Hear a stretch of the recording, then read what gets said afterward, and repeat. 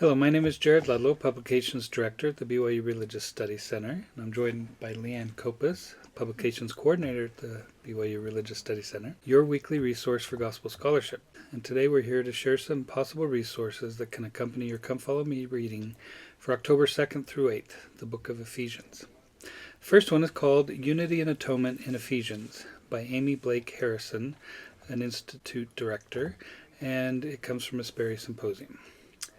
And in this article, she talks about how fallen natural human beings tend to be egocentric, proud, and dogmatic. In other words, separate. And yet, the goal of the atonement is to bring us at one with God, but also it has an important role in our relationships here on earth. So becoming at one with spouses, children, neighbors, ward members, and others who regularly irritate, exasperate, and challenge us is a graduate work for aspiring saints. It requires our humility, giving up our own agendas and wills, brutal honesty in looking at our own flaws, and most of all, repentance. So, because of all this, it's sanctifying. It's exactly what we need to affect the vertical aspect of the atonement, becoming like God. So that's what she then ties into the book of Ephesians, where Paul not only acknowledges the difficulty of living in unity, but also shows how to do so in two very practical and challenging relationships, as members of the church and as husbands and wives. So Leanne, what stood out to you from this article? I think what you just mentioned is something I really appreciate about the article, is that practical advice we get in the Ephesians, looking at ways of not only being great members of the church and coexisting and co-living and supporting and not letting differences, egos, things like that get in the way. But it's also the reminder with that the thing that brings us together and unifies us together is really what we should be focusing on rather than what separates us. And those separations we might have, whatever we experience, if we feel like it's more influenced by our identities, cultures, talents, what have you, they're really meant to serve one purpose and to unify us. And I appreciate that that's a message that Sister Harrodson mentions here, is that when we put Christ back into the center of that, and when we're actually unified together rather than being separate, we're actually stronger and we actually feel more inclined to be unified with each other. Great. Yeah, she brings up the point that I think is sad but true, that often the closer the relationship, the more our lives are intertwined, but then the more our lives are intertwined, the more another's way of being encroaches on our own way of being. And that's where we start seeing little irritations or whatever within families or marriages and within the church. And so, that's one of the things Paul was trying to overcome or help the Ephesian saints overcome with this epistle. And there's always going to be some level of submission in our relationships.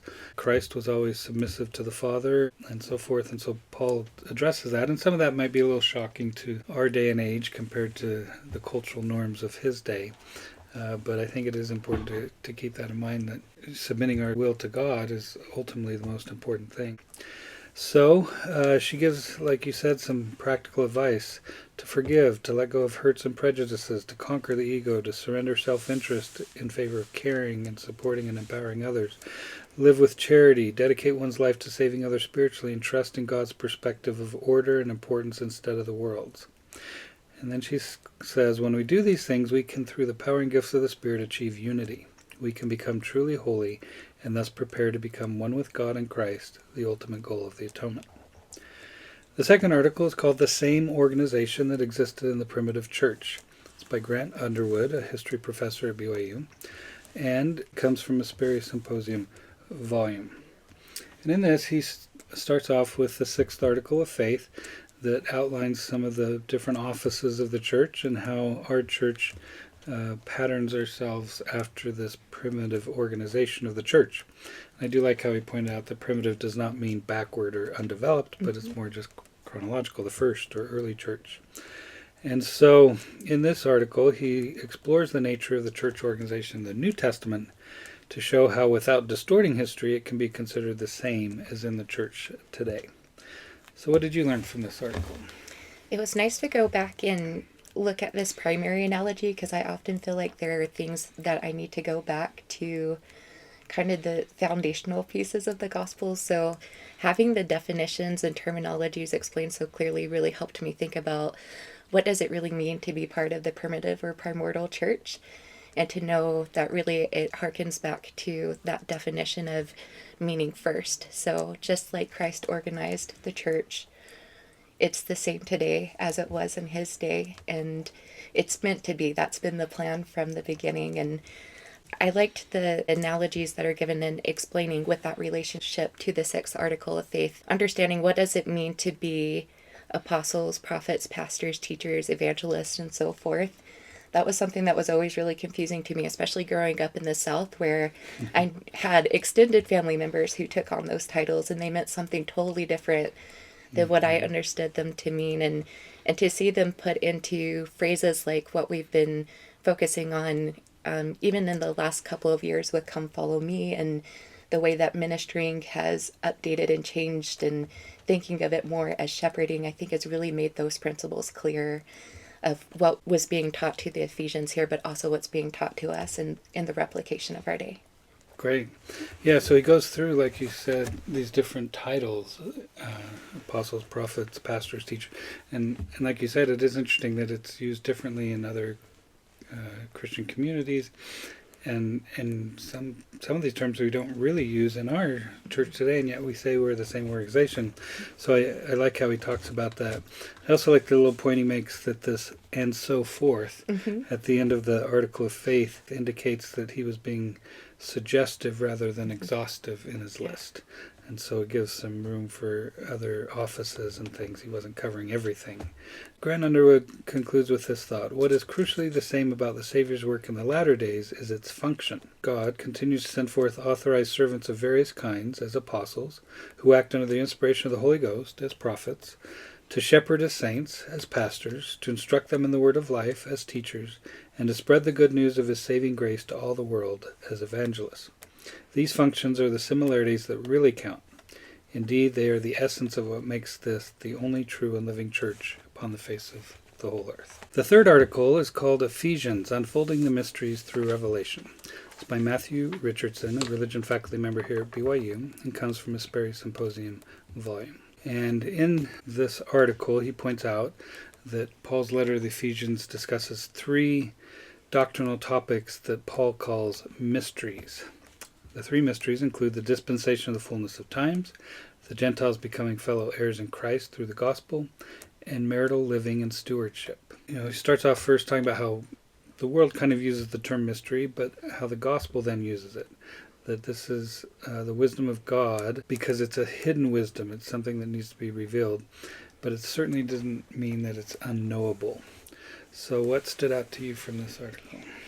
I really like the reference pretty early on, just a couple paragraphs into this mystery section in the beginning, where Alma 12:9 is quoted, where it says, "It's given unto many to know the mysteries of God."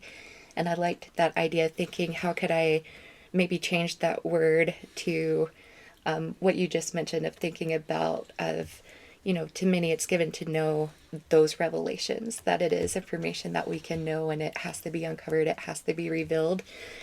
And I was thinking about this process in relationship to my experience as a teacher. There's a lot of information I have to reveal to students each semester, but I can't give it to them all at once because they'll be overwhelmed by it. And so I use a scaffolding approach. I start to think about what are the foundational pieces that they know and that they can grasp onto and practice and adapt. And then how do we add upon that?